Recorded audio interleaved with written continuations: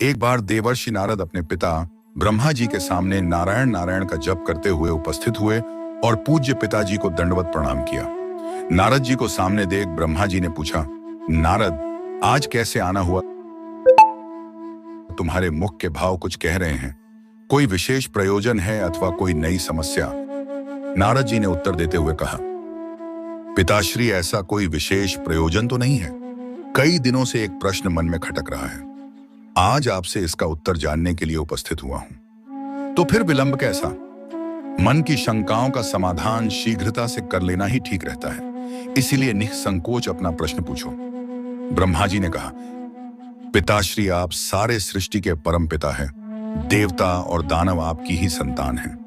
भक्ति और ज्ञान में देवता श्रेष्ठ हैं, तो शक्ति तथा तपाचरण में दानव श्रेष्ठ हैं। परंतु मैं इसी प्रश्न में उलझा हुआ हूं कि इन दोनों में कौन अधिक श्रेष्ठ है? और आपने देवों को स्वर्ग और दानवों को पाताल लोक में जगह दी, ऐसा क्यों? इन्हीं प्रश्नों का उत्तर जानने के लिए मैं आपकी शरण में आया हूं। नारद ने ब्रह्मा जी से अपना प्रश्न बताते हुए कहा। नारद का प्रश्न सुन ब्रह्मदेव बोले, नारद, इस प्रश्न का उत्तर देना तो कठिन है और इसका उत्तर मैं नहीं दे पाऊंगा, क्योंकि देव और दानव दोनों ही मेरे पुत्र हैं एवं अपने ही दो पुत्रों की तुलना अपने ही मुख से करना उचित नहीं होगा। लेकिन फिर भी तुम्हारे प्रश्न का उत्तर ढूंढने में मैं तुम्हारी सहायता कर सकता हूं।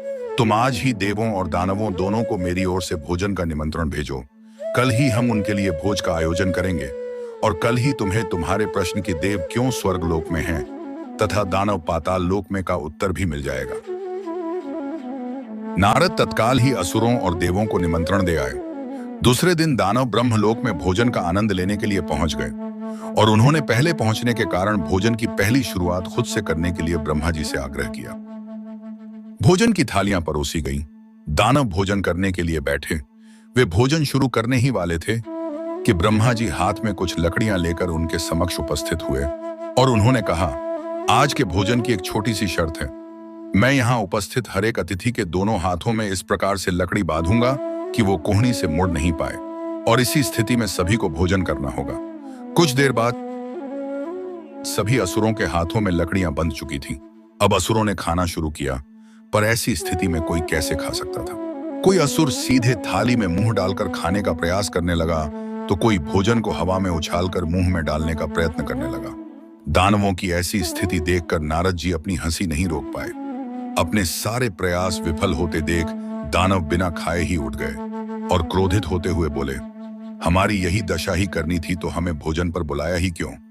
कुछ देर पश्चात देव भी यहाँ पहुंचने वाले हैं। ऐसी ही लकड़ियां आप उनके हाथों में भी बांधिएगा ताकि हम भी उनकी दुर्दशा का आनंद ले सकें। कुछ देर पश्चात देव भी वहां पहुंच गए और अब देव भोजन के लिए बैठे। देवों के भोजन मंत्र पढ़ते ही ब्रह्मा जी ने सभी के हाथों में लकड़ियां बांधी और भोजन की शर्त भी रखी। हाथों में लकड़ियां बांधने पर भी देव शांत रहे।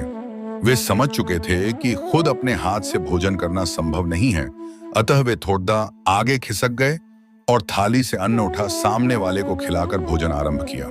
बड़े ही स्नेह के साथ वे एक दूसरे को खिला रहे थे और भोजन का आनंद ले रहे थे।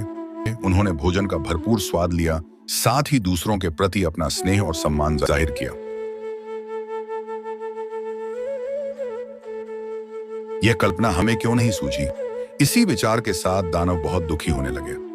नारद जी यह देखकर मुस्कुरा रहे थे। नारद जी ने ब्रह्मा जी से कहा, पिताश्री, आपकी लीला अगाध है। युक्ति, शक्ति और सामर्थ्य का उपयोग स्वार्थ हेतु करने की अपेक्षा परमार्थ के लिए करने वाले का जीवन ही श्रेष्ठ होता है। दूसरों की भलाई में ही अपनी भलाई है।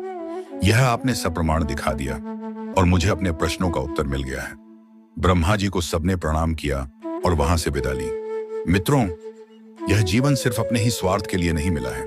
यदि हम इसका उपयोग परोपकार के कार्यों के लिए करते हैं तो निश्चित रूप से हमें इसी जीवन में स्वर्ग की प्राप्ति होगी। यदि हम दूसरों को प्यार और स्नेह देंगे तो बदले में हमें भी वही मिलेगा।